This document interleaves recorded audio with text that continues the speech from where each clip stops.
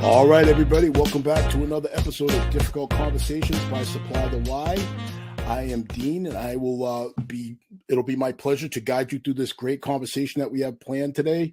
We have Chief Anthony Batts will be on joining us, and he'll be sharing a little bit about his journey, where we are with policing, and we're going to be talking a little bit about some of the crisis of leadership that occur in this line of work. So without further ado, let's go ahead and get Chief Batts up. Chief, how you doing? Good. Tony, please. That chief thing was a while ago, but I appreciate that. All right. Well, you earned it. So, but we'll call you whatever you like, but you certainly earned that title. Very few of us get to wear that moniker. I got you. All right. So thanks again for taking time to come on and share a little bit about your journey today. If you could you talk to us a little bit about how it all started for you and why you got into law enforcement?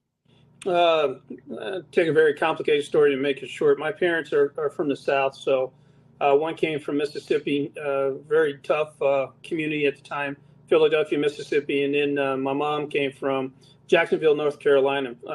Had relatives, my dad, uncles, cousins, in the Marine Corps. So I was very impressed by uniforms, especially those class blues of the Marine Corps, because I had so many relatives out there. But I also grew up in the 1960s, and I grew up with Malcolm X, with Martin Luther King, and a lot of progressive activists. And I was impacted during my generation, or for my generation, what Martin Luther King, as I stutter here, Martin Luther King was trying to get across was the fact that they were pressing for us to be able to go inside of institutions.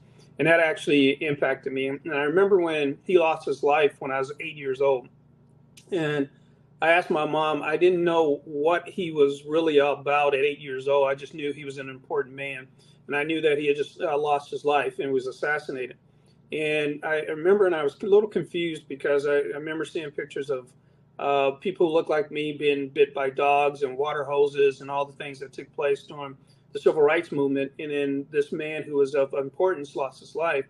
And for whatever reason, my mom would say, I asked her a question. I said, at 8 years old, I asked her, does anybody care whether I live or die? Young person who looks like me. And probably not totally understanding where I was coming from, but not understanding my environment and the social upheaval that was taking place at the time. My mom said, why don't you grow up and become the answer to that question? And that always stayed in my head. And then I had positive interactions, although I grew up in South Central Los Angeles, with police officers in a positive way. And that impacted me also, which led me to become a LAPD Explorer Scout, and then an intern for other police departments, and eventually signing up for Long Beach Police Department. But I really wasn't going to be a police officer. I was going there to save up enough money for about 3 years to go to law school.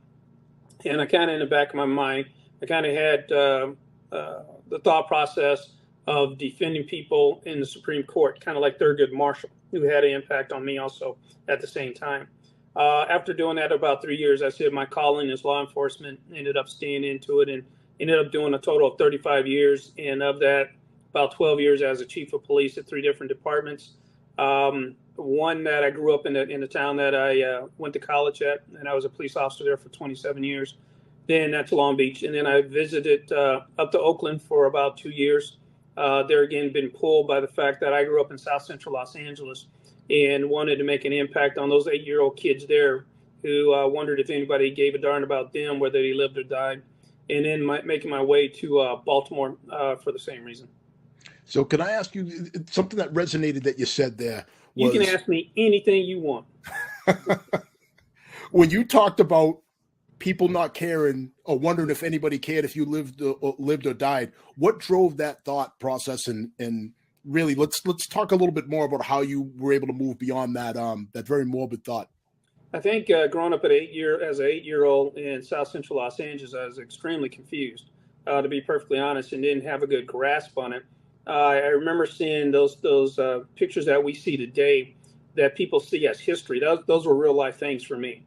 When we turned on the news and people getting sprayed by water hoses, and the march for Selma, where people were run down by horses and dogs and things along those lines, and the people who were doing it were police officers. And they may have been police officers out of the South, but they're still police officers. I also moved to my family moved to South Central Los Angeles about 2 years after the Watts riots. So there was conversation about the Watts riots, and Los Angeles Police Department was not seen as a positive in my community at that time. They were seen as an occupying army. And then having police officers come in contact with police officers who actually were positive kind of was very confusing. But also I had the fact that our lives, or lives that look like me, were expendable, is what my thought process was at that time. That is that's a tough thought process. Very confusing for an 8-year-old kid. Now, did you also see it? You know, I know you saw the riots and you saw the police as occupiers. What was the neighborhood crime like in that neighborhood? You know, at 8 years old, I couldn't tell you, because it was a loving place. Everybody knew everybody. There was, I kind of stuck out because it was just me and my sister. All the other families in the community had 8, 9, 10 brothers and sisters, very large families. And so it was a family-oriented place.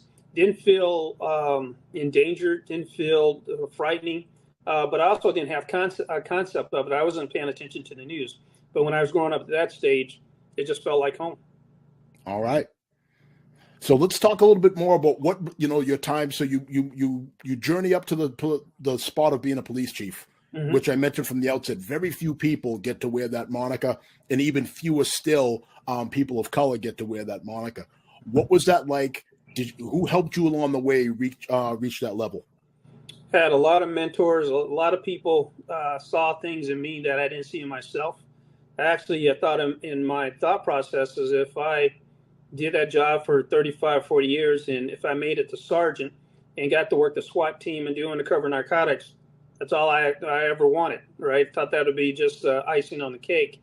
But other people saw things in me I didn't see in myself, put me in places, challenged me, gave me good advice. I ran into people. When I went to Long Beach Police Department, Long Beach had an African-American chief. His name was Charles Usford.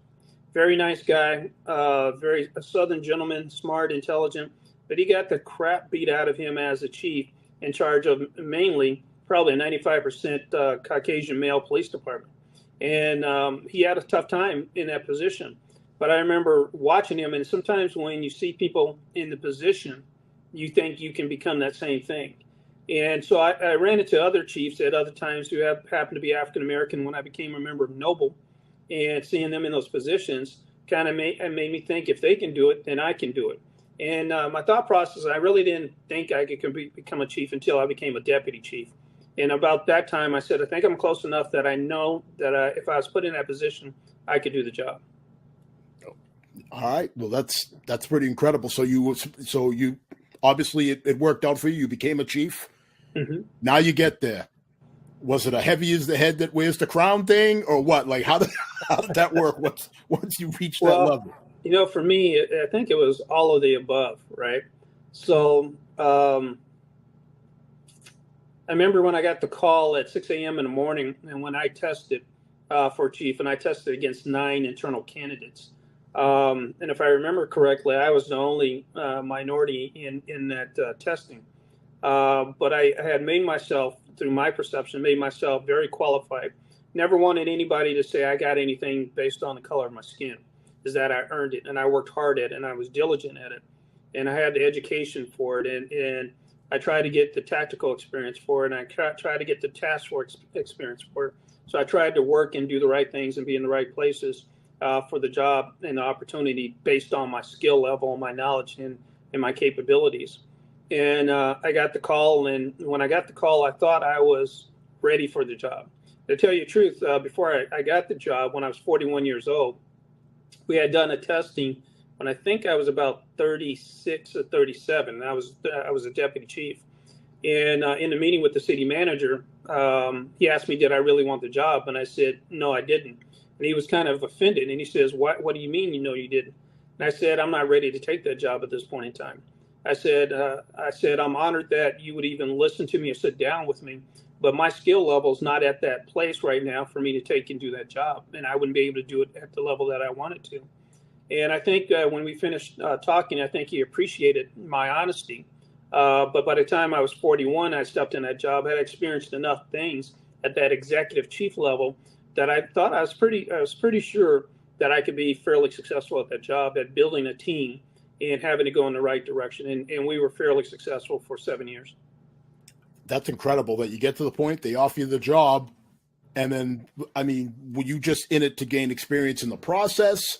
Or did you realize once they offered it to you that the lights were a little bright and you weren't quite ready? No, I already knew I wasn't ready, but I had senior people come to me and said it would be a mark of disloyalty if you don't put yourself in the process, right? And my thought process is, why am I going to waste time going through the process? I know I'm not at that level to do that. It wasn't a spotlight. I just needed more experience to go into that job. There again, like I was telling you, I didn't want to be put in the job just because. I want to put in a job because I could get the job done, right?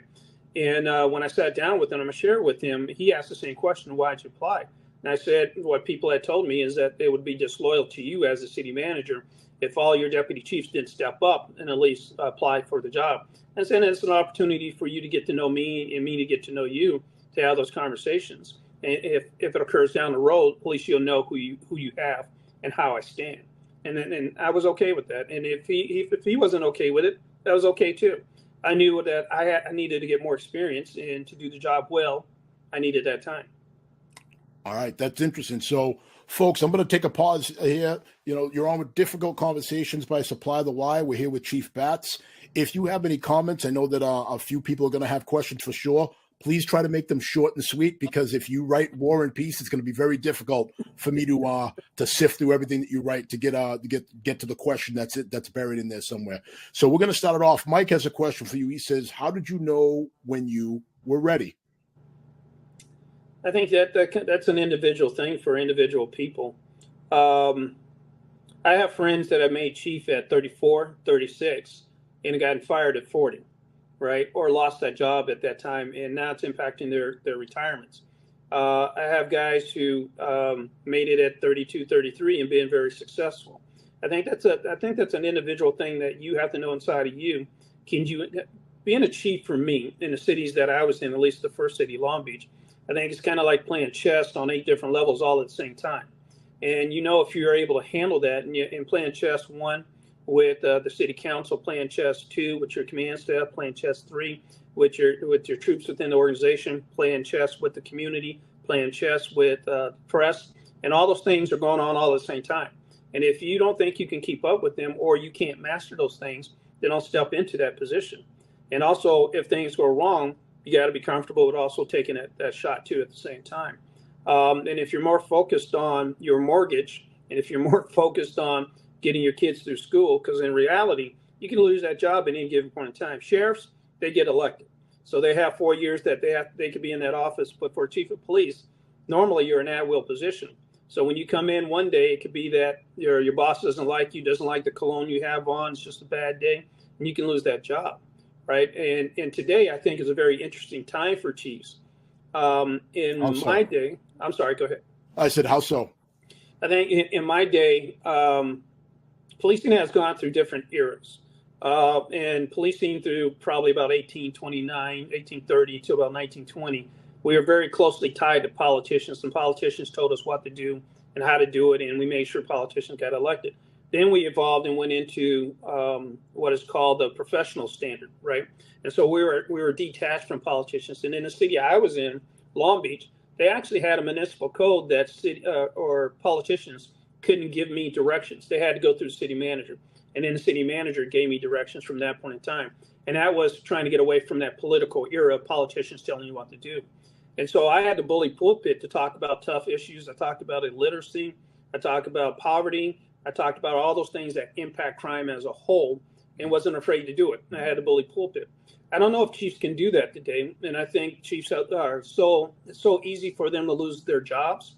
I think many chiefs in cities, it's a throwaway position. If you say the wrong thing, if you jump out there too far, if you have a crisis that takes place and they don't perceive you deal with it the correct way, you can lose your job at any given point in time. And I think that the offshoot to that is that because it's become a throwaway position, young police officers on the bottom don't feel protected. Because part of that role is, I think your job is to serve the public trust. I think that's my primary function in my job. The other part of my job is protecting my people too at the same time. And you have to balance those two things. During this age, I'm not so sure chiefs can protect their guys in organizations today, and it's very easy for them to lose a job. You know what we call that? What's that? A crisis of leadership. That is a classic crisis of leadership right there, where yes, we are charged with protecting the public and creating public trust, but you're also, in order to do that, you need the will and the hard work of the people that you work with and that work for you. Absolutely. And to balance that is, I don't think people appreciate how difficult of a balancing act that is. Yeah, but that also didn't happen by itself. I don't think we just kind of popped up into this scenario. I think it started happening. There's a couple things. We've gone through different iterations of American policing in contemporary time. Like the 1970s were about efficiency. The 1980s were about the war on drugs. The 1990s were about community policing. 2000 were about terrorism. And as we got further away from terrorism, I think community said that we as police officers were pushing too far away from the Constitution, or pushing hard on the Constitution. So only my opinion, I think in the last 10 years, we've been in a reform era. And so in those reform eras, we've dealt with consent decrees and still civilian oversight to basically say that I don't trust what you're doing. And that's why you put mechanisms on top of police departments to say, I don't trust what you're doing. So there's a disconnect somewhere. But what that has done is made that chief's job a throwaway job. Now, looking back, we can talk about that, but I think the bigger issue is looking forward. Is how do we win back that trust, that people trust us, and also that you can actually protect your guys, in that you're not tied to politicians. Because I think you need that ability to say the king has no clothes. So what do you have in mind? It sounds to me like maybe you have some thoughts on the subject. I'd certainly love to hear them. Not so much thoughts. I think if in fact what I say is true, and this is just my opinion, that we've been in a reform era, going through defunding of police and the different iterations and things that have come up. I think it actually started about 2012 and has made its way through today. And if you take what I said from the 1970s to the 80s to the 90s to the 2000s, it's almost every decade we kind of shift, right? One of the things that when I'm teaching and giving speeches, and I gave one in April of last year in Southern California, and I asked the audience, that was all chiefs of police. I asked, I wonder if you can answer this question for me. And they said, okay, pose the question. And I said, what is the identity of American policing today, right? What is our identity? Because over those other decades, 70s efficiencies, 80s war on drugs, 1990s community policing, 2000s terrorism. Over this last decade, last 10 years, what has been our identity and what's our purpose? And the whole room goes silent. And usually when I ask that question, even when I'm teaching, the entire room goes quiet, right? Because we don't know what our identity is right now. We don't know what our purpose is. But if in fact what I say is true, that every decade that happens, we're coming out of that decade. So what that makes for us right now is a time of renaissance. We have an opportunity to craft what American policing is going to be for the future. But it's going to take courageous leaders to step up at this point in time to kind of say, this is the identity of American policing, and this is where we're going. But you have to do it with the community. Right now, I think we have to rebuild those bridges. I love that. That's a great way of looking at it, is the Renaissance period of policing. Mm-hmm. All right. So I have another question for you. So Demetrius wants to know, how do you create a culture of mentorship so the next person can be ready for the leadership role? Well, I think we definitely have to do that right now. Every 20 to 25 years, I see American policing goes through a lack of succession planning. The time I remember that we had a tough time finding police officers nationwide was about late 1990s, 1997 to about 2001, 2002, right? And then we had 9/11, and then our ranks kind of swelled. But during those late 1990s, we had a tough time in finding enough police officers to come on, right? And the reason for that is 20 years prior, we had a tough time finding police officers. So we have this big bubble that comes through, and then 25 years later, today, we're having a tough time because a lot of people are retiring at the same time. Yeah. It's poor planning on our part, because it happens time and time again, right? Every 20 to 25 years, we have this tough time finding enough people because we have this big bubble. And on top of it, we're in this reform era too, that is not having young people gravitate towards police work. So in order for us to prepare for that, we need to start succession planning. And if we know every 20 to 25 years we go through this bubble, then when we're at 15 or 10 years, we start training the people who are going to replace us to step into those positions. That means that you have to have mentor programs. Now, I found when I tried to do official mentor programs, structured programs that came from me down an organization, they worked a little bit, right? I think when you have mentors in an organization who really want to do it on their own, and that is not pushed down from the organization down, that the mentorship tends to work better, right? And when you have people who are open in higher ranks who want to sit down and help younger people to achieve, I think that's a good thing. Our bigger problem here is not even mentorship at the top right now. It's right now we're bringing on young people who are being trained by the FTOs who have 2 years on. So you're having babies training babies in American policing right now, right? And the tougher part about that is in this reform era is that they have about that much room to make mistakes today, right? And they may not survive it. So you have young people training young people, and the way that you learn cognitively is that you got to fall down and scrape your knees, and you're going to make mistakes.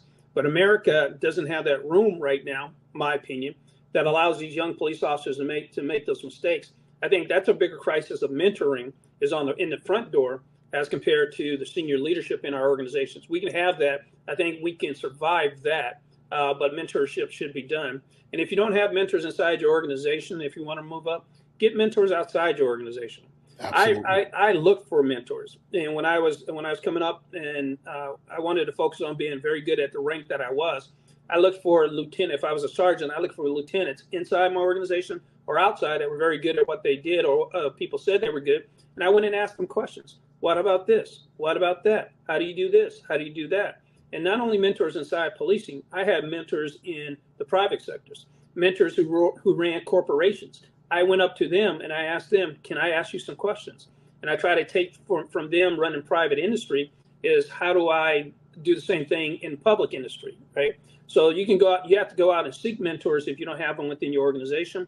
I think people inside your organization have to step up. But our biggest mentoring issue right now is those young police officers training young police officers. I agree with you on that. Because of that gap you talked about, where we have a large number of people that are retiring, people are leaving earlier more than ever before because of if we're being honest, it's a difficult time to be a police officer. Could be, yeah. It's not as simple. Let me just make this point. It's not as simple as everybody says, of simply saying, hey, just go out there and do the job the right way and you'll have no problems. Like, that's easy for people to say if you're not on the street anymore. But and I think it it's dismissive to people that are out there doing the work too when you say that to them. So what's your response to that? Well, when I'm talking about this and I hear that same subject every single week, right? As I travel to different states, and right now I'm in Texas. So every single week that when I travel and I'm before command officers, I hear that exact same thing. And I think, to be perfectly honest, I think you have young police officers right now afraid to do the job. Mm-hmm. They don't feel protected. They feel that, their bosses can't protect them. They're not sure of what they can and cannot do. Now, I don't want to oversimplify that, because that's a very complex thing, right? And you got to know where I'm coming from. And I don't know if I'm going to make your listeners mad or not, but this is just who I am, and that's my stance. Hey, this is difficult conversations. No, I'm okay with that. I love police officers. I love the industry that I've been in for 40 some odd years. I love being a sworn police officer for 35 years.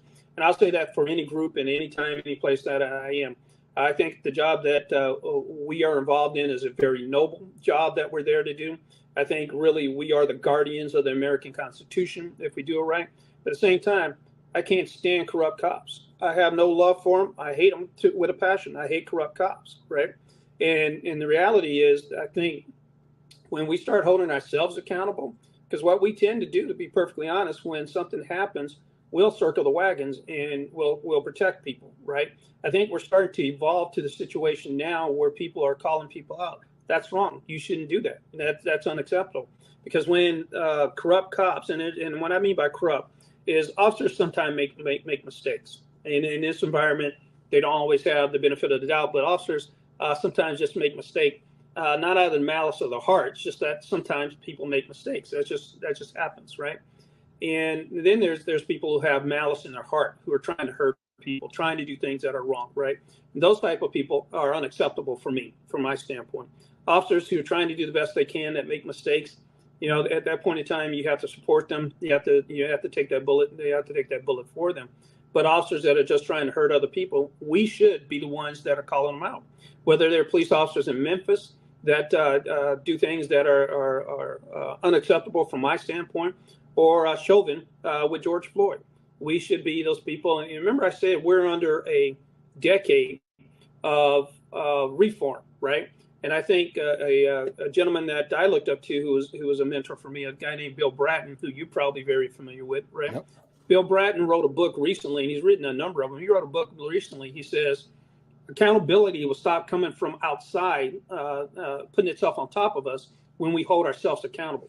And I think he's absolutely right. I think part of the trust that we've lost is that people are waiting for us to hold ourselves accountable. Now, I see more police officers doing that.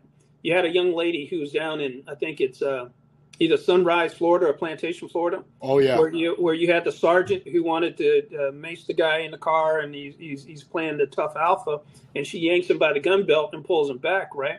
Because whatever that sergeant does, it's not only going to affect him, it's going to affect those officers that are around him, right? If they don't take any positive interaction, they're going to lose their jobs too at the same time.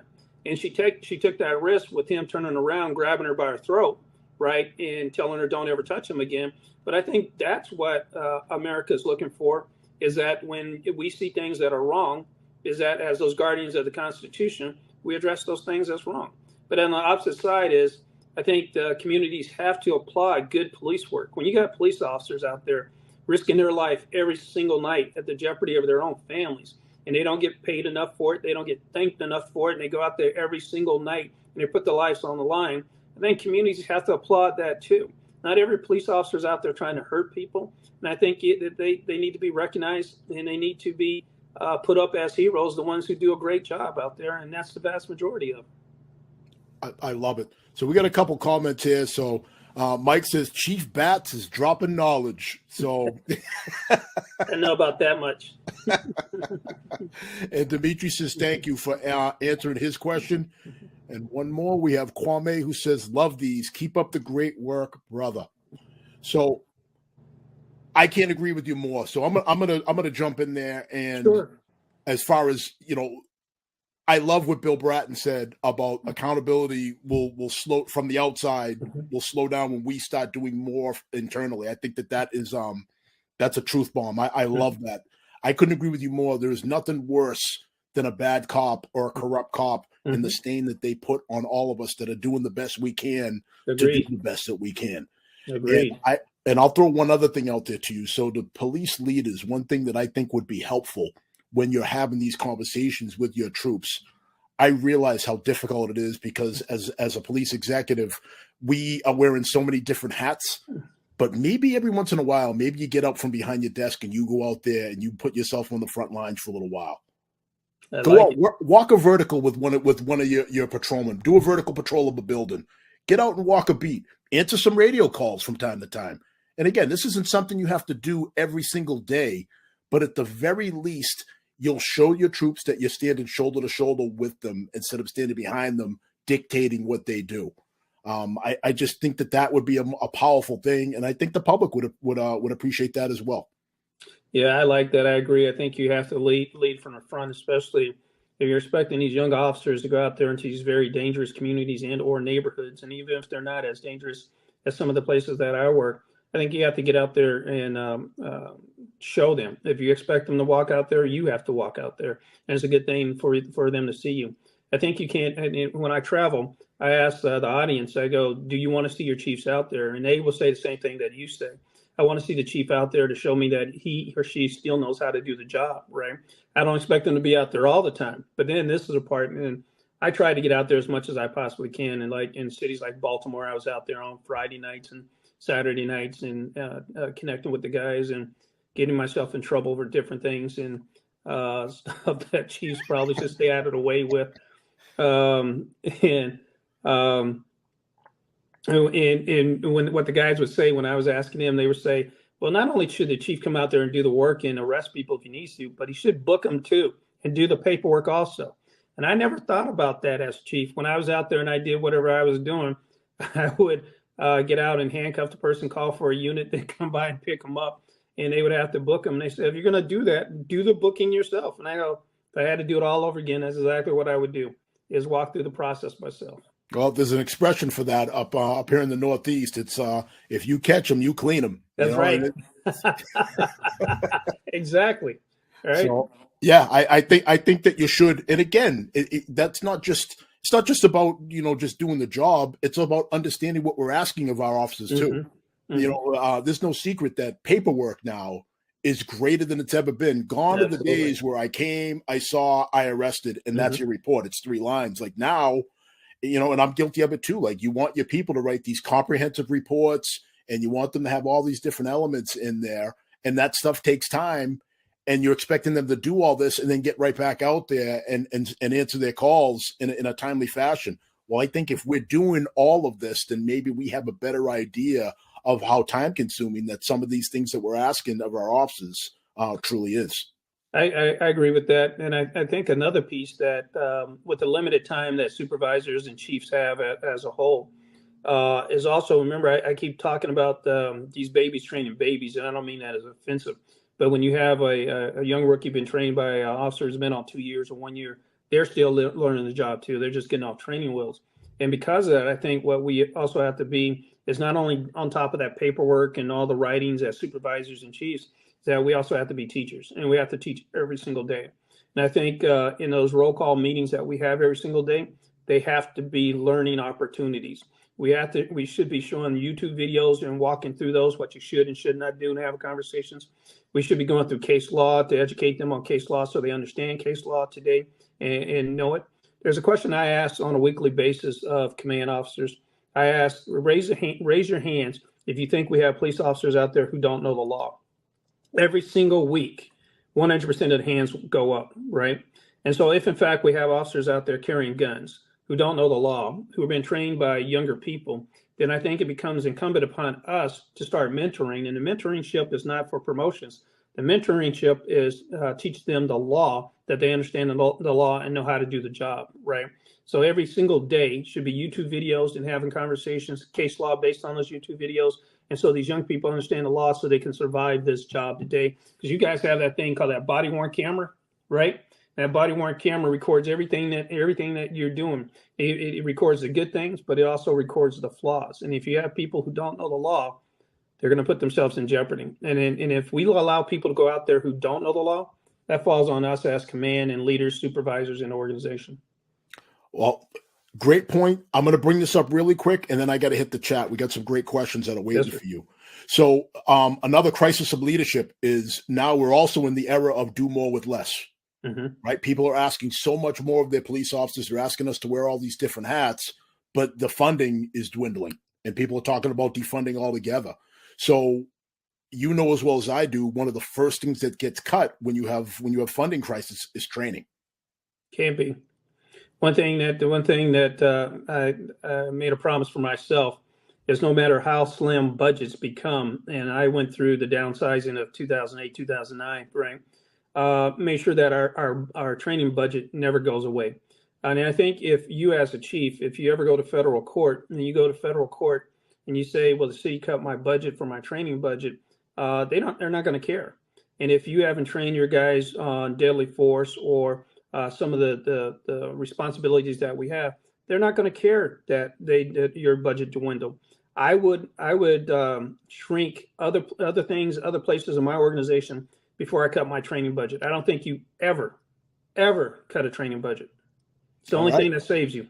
Yeah. It's one of those things. And again, it's a crisis of leadership. We are literally trying to rearrange the deck furniture on the Titanic as they slice your budget by double digits in some cases. Well, they always have, and I work for city managers and mayors and You can do it for school districts and two at the same time. And what they give me is they say, I want you to reduce the budget by 5%. Well, me as a chief, I get to find out where that 5% is. What will never get impacted is training.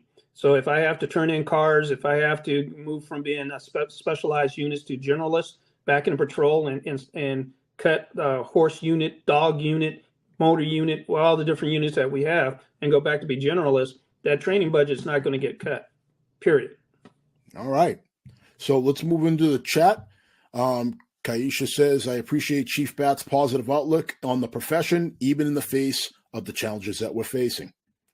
She goes on to say, the epidemic of mental health issues that we are seeing in society is prevalent in our profession as well. How do we proactively confront both?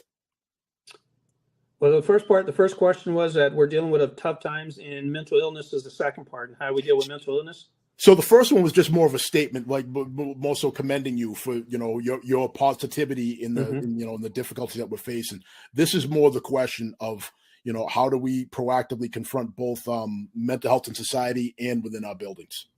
Yeah, that's a very good question, especially internally.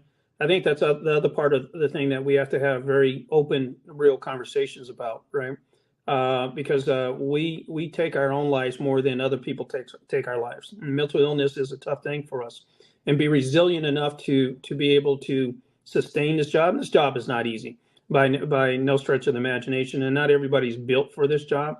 In reality, when I came on, and with all the horrific things that I saw, and even not sharing it with my spouse at the time, that I saw some horrific things, babies being brutalized by their parents and murdered, and people blowing their heads off, and all these different things. I kept these things inside, and I never talked about it. But I think for me, as the executive of the organizations I've been in charge of, is my job is to tell people it's okay to hurt.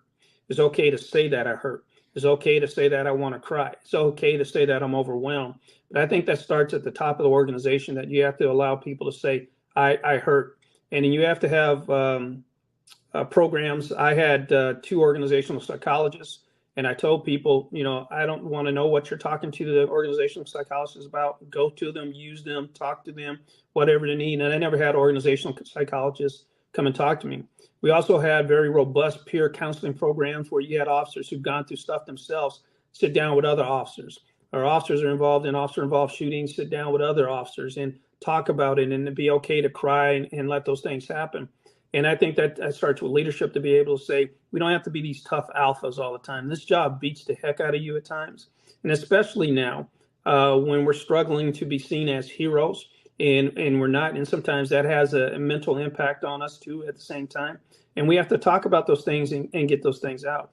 We also have to make sure that, especially now, because we have these large vacancy rates in police departments, that we don't burn these officers out. We have a very difficult choice right now, right?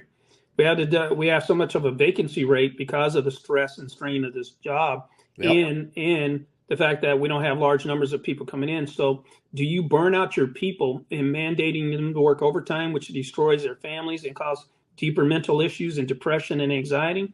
Or do you bring in people not qualified to do the job to fill those vacancies so you don't burn out your people, right? That's the life of an executive right there, right? Nothing is black and white and in those gray. And my opinion always is, you never drop your standards, because you're going to pay the price in the next 5 or 6 years. So then you're going to have to find balance for your officers so they don't work too much overtime. And that may mean, depending on the size of your organization, I come from larger organizations, that you move away from those specialized units and get more people in patrol. And then it may get to the point where you as a chief have to stand up and let the public know, my guys can only do so much. And we may not be able to do everything that we used to do once upon a time. And we may shift some calls for service to officers who can take them over the phone or take that workload that way. But we just can't keep pushing these officers to the limit. We will respond to emergency calls, but we may not respond as fast to when you get your lawnmower stolen out of your garage or your bicycle taken, because we have to balance the safety of these officers. The other point for us in mental illness is the vast majority of our calls are with mentally ill people. About 2008, 2009, there was a concept that started in law enforcement. It was called all hazards. And all hazards meant that we had to be prepared for everything, whether it was truancy, mental illness, or major natural disasters, whatever it is, we had to be trained for everything. And I don't think that's really possible. That was a nice concept to talk about, but I don't think we can handle everything. We're not built to handle everything, right?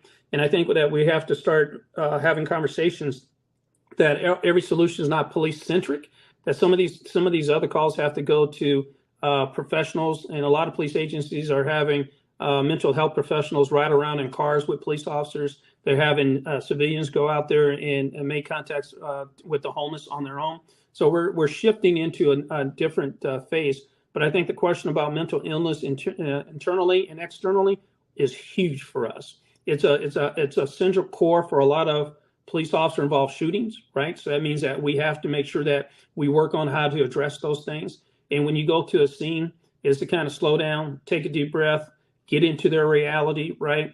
Calm down, don't yell at people, slow down, keep your distance and your safety, all the things you're taught in CIT training. As compared to internally, we have to train supervisors to recognize when your employees are having a tough time.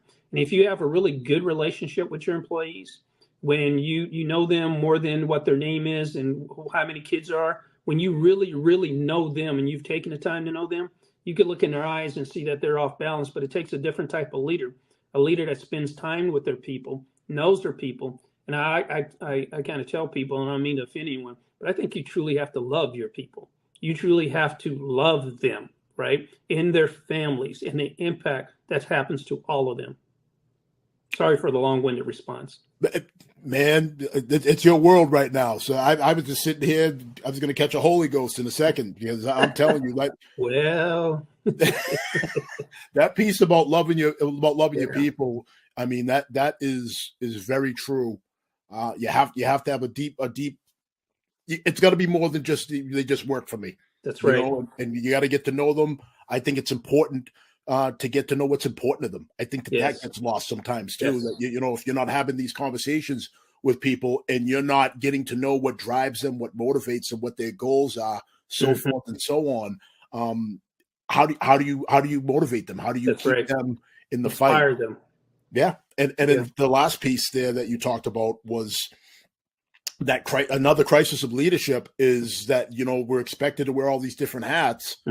But we also don't want to burn officers out. I mean, I don't know what it's like where you are, but I know up in the Northeast, we never had problems finding police officers. I mean, when I first tried to get on, thousands and thousands of people wanted this job. It was, I mean, if you didn't get like a 98 or higher on the test, you could forget it. Now we have people leaving police departments to go do other things, to go be firefighters, to go, some people leaving to do trades. It's something that nobody's ever seen before. And I think it is because of that burnout factor, because of that, we're expecting you to do all of these different things that we're not built for. And quite frankly, we're not equipped for. And it seems like all of society's problems end up getting dumped on the police when people can't figure out exactly what to do. And I think all of that is leading to where we are now. See, and that's when I was talking about the difference to have been a chief in my tenure or my early tenure as compared to today, because with those things, I would stand up and kind of say, this is an issue, why it's an issue. I would give the data, the stats, and the scientific data that's behind it. And then I would say, this is the direction we're going for this reason. And I was supported in doing that. I think young chiefs now may not have that support. If you stand out there, and you don't see a lot of chiefs standing out there right now. Some of the senior ones are, only because we're in that era where chiefs are throwaway and they're not protected. And so they also are a little concerned about sticking their heads up at different times. So I think it's more than just a lack of confidence in leadership. Our systems right now are in that place where not only police officers are held extremely accountable, but their bosses are held extremely accountable. And if a police officer makes a simple mistake out in the field, and the boss didn't know about it, the bosses are also relieved of their position too at the same time. If that makes any sense. And that's just in that reform era that we're in right now. I think for me, and it may not be happy for politicians, we need to get back to that position where police chiefs are supported so they can support the organization, but they also have to hold people accountable. They will get to that position when communities know that they can hold people accountable for doing wrong. They will give back that trust that we once had. But at the same time, those chiefs have to also be able to say, this is not good for my organization, and I'm burning my people out, and it's hurting my people, and I'm not going to allow that to happen. That comes from being in those positions also. Well said. Dimitri says, I've never heard a chief speak like you. I wish there were more of you. Great job. Dimitri, that's because I'm retired. I have heard from a lot of my retired friends that it does give you a level of confidence to say whatever you want. That absolutely, it's difficult to have when you're in the position you just talked about. And Donnie Brasco says, thoughts on dealing with supervisors who either can't or won't make decisions in the field. It seems to be a growing issue at the sergeant level. All right, Donnie, so who brought Donnie in with a can of gasoline and said, "Put out the fire"? No, I think didn't they have a movie about Donnie? They did. That I know this person. He's actually like me. He actually had you in an FBI leader class. Get out of here. That's his screen name. Okay, so Donnie, I think, is also right. I think it permeates all the way down the chain of command. If the bosses don't feel that they can stand up and say the king has no clothes, right? When you get into an environment when the environment's all about blame, when things don't go right, let me find somebody to blame, right? And somebody's going to lose their head.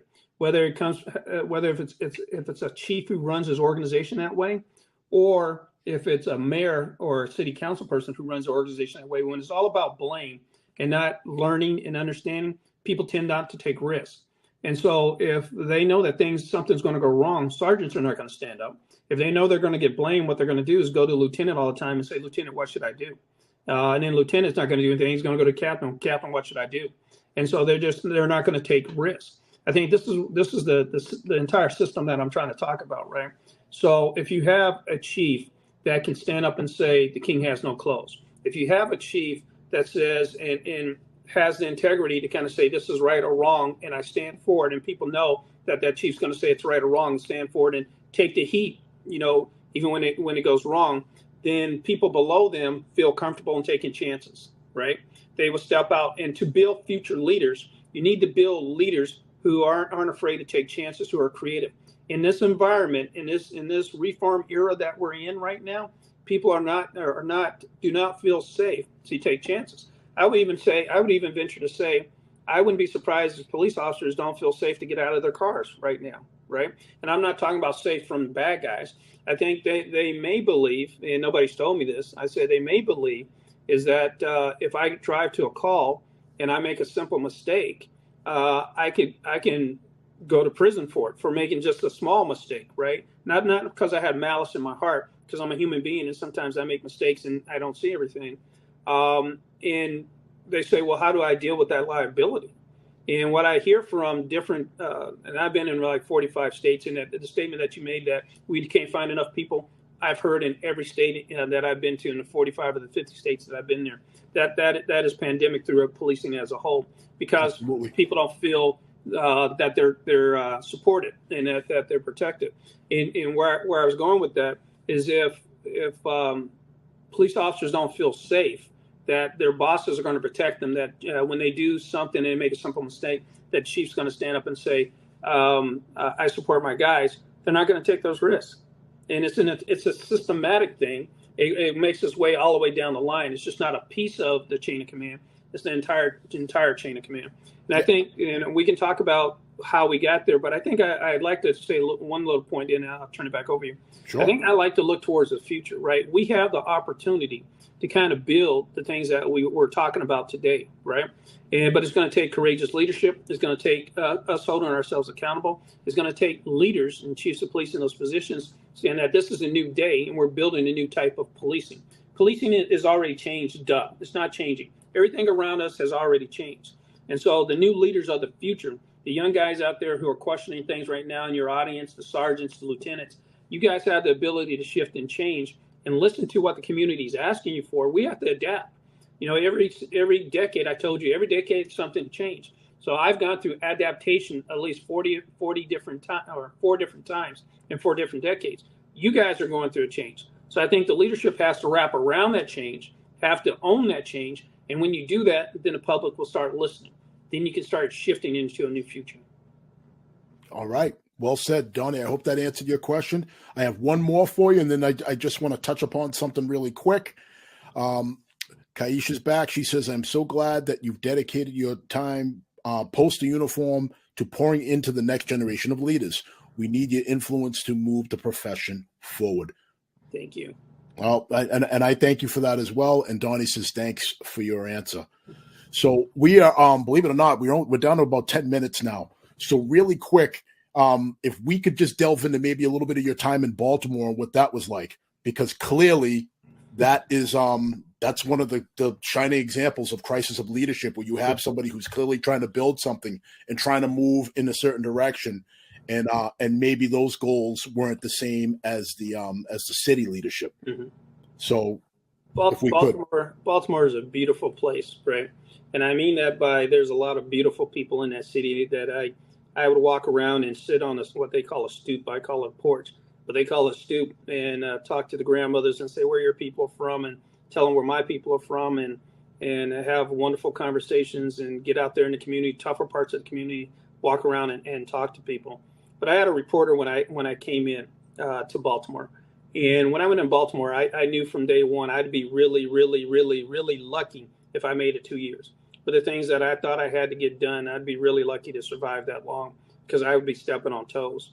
And when I went in there, the reporter, this very tenured reporter, been around a long time, she says to me, Baltimore says it wants change, and when they bring people here, they tell them they want change. They really don't want change. They don't want you to change things. They like things just the way that are. And I remember that she said that, and I took it to heart, but it didn't stop me from what I was trying to do. When you go into organizations, I think as an outsider, there is no positive to help you succeed as being an outsider. Only because, especially if you have a lot of pride in your organization, you want people to grow up from inside and become your bosses, right? Every organization wants that. They want homegrown people to become their bosses. So from a person coming from the outside, that's not always a positive for people to make that happen. What I was asked to do by my mayor when I came in, and the mayor of Baltimore was very respectful of me, even up to the time that she released me from my position.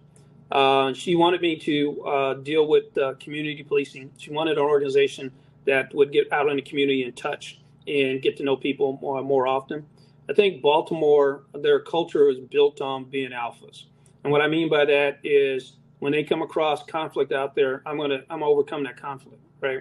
I'm gonna do whatever it needs to do, and that was culturally in their DNA from that standpoint. Sure. And it is a tough town. Baltimore is a very dangerous town. It is a very tough town in certain places in that city, but also a very wonderful city too at the same time. And as I tried to move forward with those things, I think we actually made some positives. I had to push out some old school people. I had to force people to retire. I had to deal with politicians that I thought they had their fingers in the organization. I would get calls from politicians that would say, hey, I known that kid's family for 30 years. He's a good kid. You should hire him. He didn't pass his background, but I'll tell you, he's a good kid and you should hire him. That's not happening. I get called from politicians that said, oh, I think this guy should be a sergeant, a lieutenant. I've known this family for a long time. That's not going to happen, right? And so I wanted to build a merit system. But every time I said that's not going to happen, that was pissing people off. Very powerful people I was pissing off. And so I also knew that was my job and my responsibility. And then I kind of stepped on toes because much like what I'm talking tonight, I started talking about illiteracy rates. I started talking about poverty. I started talking about segregation. I started talking about deep-rooted racial issues that were going on. And all those things impact crime. People may not see that, but it all impacts crime in my job, right? And so they would often tell me, stay in your lane. But where I grew up as a chief, that is my lane, to talk about all those things. And it didn't always make people happy. And so on and so forth. And I'll sum up that I enjoyed my 3 years in Baltimore. I enjoyed working for the people there. I enjoyed the officers, and they may have saw that I was kind of tough and that I pushed them. But my real goal was just to kind of build the pride back into that organization to be one of the best and to hold themselves at a higher level. All right. Well stated. Last question. If you could sum this up in about 2 minutes. So it is from John. John wants to know, Chief, how important is a strong PIO? And for those of you at home, that is a public information officer. Judy Powell speaks highly of the relationship she enjoyed with BPD. I have learned a great deal from her. So how important is that role of the public information officer, especially in today's age? Not only just press information, how we deal with press information throughout the organization as a whole, I think is very important. And I would say that I think my organization was very successful at press information in Long Beach. And how we built that is being straight shooters. We call balls and strikes. We didn't try to hide from things. It worked for us. They didn't always print everything positive about us, but I think they knew we had integrity. I think it worked well in Oakland. Don't think it worked at all in Baltimore. Judy Powell was there with me in Baltimore. I brought her there purposely when I came in because she had been the person that I have worked with for 25 years. When I had a crisis, I pick up the phone and say, Judy, how do I handle this? And she had to work for, I think, like 6 or 7 other chiefs of police. So she had done a dynamite job. She was my chief of staff. But nothing that we did in Baltimore cut through what they were trying to achieve for themselves. And so all the things that had worked for Judy before, all the things that had worked for me before, I even brought in consultants to help us with relationships with PIO. It didn't make a giant impact. And why that's so critical is that if you're that straight shooter and the community knows that, if you're on the verge of doing a riot and a riot is bubbling and you stand up there in a microphone and you say, hey, this is what's happening and we're going to be honest, we're going to be open, we're going to be transparent, they believe you. But if they haven't gotten that through media, right, then you don't have their trust. And so that's how media is a very integral part of policing a city. But if they're on their own agenda, trying to do their own thing, becomes a little bit of a problem. All right. Well, John, I hope that that answered your question. So, Tony, I almost called you chief. I know you told me not to. I like it. Last few minutes here. How can people follow you? What's important to you? What projects are you working on right now? Well, a lot of the stuff primarily I do is I out in the, as you were saying, an FBI lead. It takes up 60% of my time. 30% of my time I'm done with my own company, and then 10% of the time I'm out doing speeches and presentations for different things that are out there. I think my biggest project is doing exactly what I'm doing here on this podcast, and every single week is going out having these tough conversations with command officers and police officers that are out there and trying to remind them what a good job this is, right? And the job's not built for everybody. And I know with the tough times, it's really easy to say, I don't want to do this anymore. I want to go do something else, right? But the reality is for me, this job that I've been a part of for 42 some odd years, put food on my table, a roof over my head, and sent my kids to college, right? It sent me different places. I enjoyed being a police officer. I think it's a very noble job to do. Everybody's not going to like you, and everybody's not going to give you the shadow of doubt, but there are a lot of people that are very supportive out there. And I also want you to know, even like communities that I grew up in South Central and in communities like Baltimore and or Oakland and or Long Beach, and every one of those communities, trust me, those people need you. They want you and they need you. But we lose them when we go in those communities. And if we don't play by the rules, then we lose them and we lose their trust. So I applaud you guys. My hat's off to you, and don't give up. And then for those of you that the job's not built for, then ring the bell and get out of the job. Because what those young people need right now are true believers, leaders who are zealots, who really believe in turning our industry around. And they need people who truly love going out there doing the job every day. So I applaud you. And I thank you for allowing me to come on and pontificate for an hour and with this long-winded things that I come up with. So I appreciate you, and I thank you for your valuable time. Well, again, Tony, this has been fantastic, and this is why I've been reaching out to you and want you to come on, because you have so much to offer, and people need to hear your message. I mean, this is important stuff to those of us that are still trying to fight the good fight. We need strong people like you. We need people like Chief Craig. There are people that are in Massachusetts. Fred Leland. Dr. Dwayne Denmark. I don't know if you know those names. Jason Armstrong. People that are going out there and they're really fighting hard for us now that they're in these positions of leadership to try to better the profession and build trust with everybody. So thank you. And I want one more. Do you want to stick a name in there? Is your name? And as you've done this podcast and bringing these people on and having these tough conversations and asking tough questions, I applaud your leadership too and what you're trying to accomplish too. And don't lose the faith. Well, this is the perfect time for me to end the show because I'm going to start looking like I'm cutting onions in a few minutes if you keep this up. So, folks, don't lose the faith. So, folks, Tony, thank you so much for taking time away from your very, very busy schedule to meet with us. You have a friend forever up here in the Northeast. If you ever need anything, please don't hesitate to reach out. Folks, that's going to do it. We're going to wrap up with another great episode of Difficult Conversations. If you like this episode, please like it, please share it, and please let people know what we're trying to do here. And again, as always, folks, #SupplyTheWhy. We'll see you next time. Take care.